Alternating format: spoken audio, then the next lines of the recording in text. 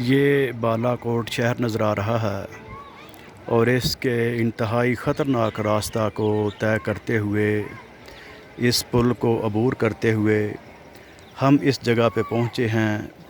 اور یہ جگہ کوئی عام نہیں بلکہ ملت اسلامیہ کی تاریخ کے انتہائی سنہری باب شاہ اسماعیل شہید رحمۃ اللہ علیہ کی یہ قبر ہے۔ اللہ رب العالمین ان کے درجات بلند فرمائے اور ان کو جنت میں اعلیٰ مقام عطا فرمائے۔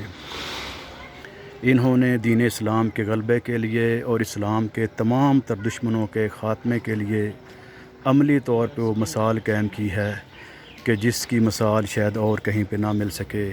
اللہ رب العالمین ان کے درجات کو بلند فرمائے اور ان کی بشری لغزشوں کو اللہ تعالیٰ معاف فرما کر اپنے نبی علیہ الصلوۃ والسلام کا ساتھ عطا فرمائے اور ان کے ساتھیوں کو صحابہ کرام رضوان علیہم اجمعین کا ساتھ عطا فرمائے۔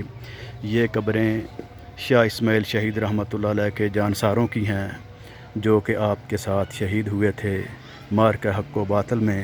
اللہ رب العالمین ان کی شہادتوں کو قبول و منظور فرمائے۔